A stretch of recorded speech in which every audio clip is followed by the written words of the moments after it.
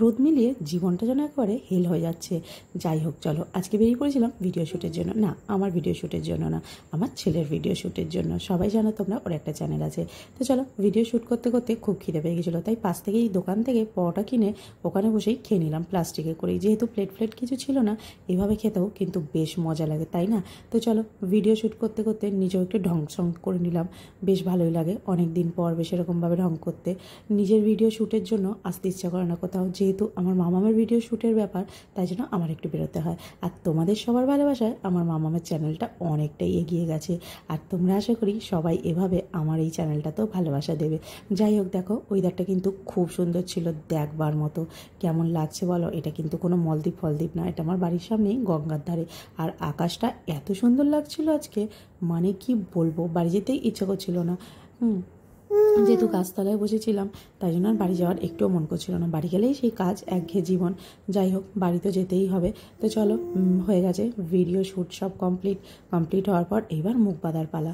এইবার যদি মুখটা না বাঁধি, যত ধুলো ময়লা যা আছে রাস্তার, সব আমার মুখে লেগে যাবে। এমনিই আমার মুখটা খুব সুন্দর, তো তাই আমার মুখে এত যত্ন করতে হয়। আমার মুখ ভর্তি এতটাই দাগ হয়ে গেছিলো, মানে বলার মতো না। যাই হোক, মোটামুটি একটু ট্রিটমেন্ট করিয়ে ঠিকঠাক হয়েছে, তাই সেটাকে আমি আর বরবাদ করতে চাই না। বরবাদ করে আর পয়সা খরচা করতে চাই না, তাই জন্য মুখটা হালকা করে আবার বেঁধে নিলাম। বেঁধে চলো এইবার গাড়ি চালানোর পালা। যাই বলো, এখন কিন্তু অনলাইনে বেশ ভালো ভালো মুখ বাঁধার জিনিস বেরিয়ে গেছে। আমার আর কেনা টেনা হয় না, যেহেতু বাইরে যাই না। আর সপ্তাহে একদিন বাইরে যেতে পারলেই আমার থেকে বেশি খুশি আর কেউ হয় না। তো চলো, বাড়ি আসার সময় চিকেন নিয়ে এসেছিলাম, আর এটা দেখে বুঝতেই পারছো কী করবো। তো চিকেন পকোড়া করার জন্য রেডি হয়ে গেছিলাম। সন্ধ্যেবেলা একটু টিভি দেখতে দেখতে চিকেন পকোড়া খেতে ভালোও লাগে, আর তারপর তো এডিটের ব্যাপার আছে। তো চলো, চিকেন নিয়ে নিয়েছিলাম, বেশ এই সাইজটা কাটিয়ে দেখো, বেশি বড় কাটাইনি। তোমরা আশা করি সবাই জানো, তোমাদেরকে বলে লাভ নেই। আমি আমার পছন্দ মতনই চিকেনটা ছোটো ছোটো করে কাটিয়ে নিয়েছিলাম, আর তার সঙ্গে মশলাও পিষে নিয়েছিলাম। দেখো, মশলার মধ্যে বেশি কিছু দিইনি, এই মশলাটা শুধু দিয়েছিলাম একটু পেঁয়াজ, কাঁচা লঙ্কা আর রসুন।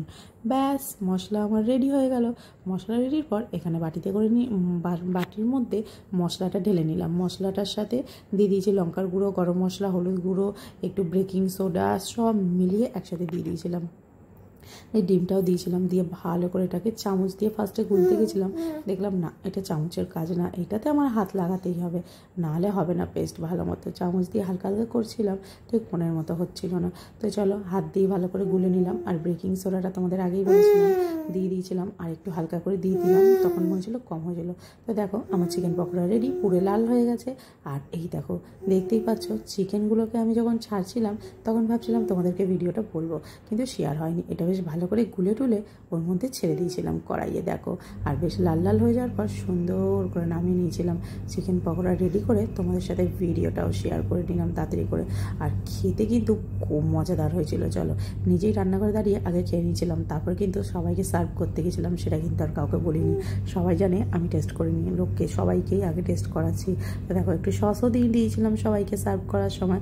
আর নিজে তো বিনা সসেই রান্না করে দাঁড়িয়ে খেয়ে আসলাম, তোমরা সবাই দেখে নিয়েছো। যাই হোক, চলো টাটা, গুড নাইট, ভালো থেকো সবাই। চ্যানেলটা ভালো লাগলে অবশ্যই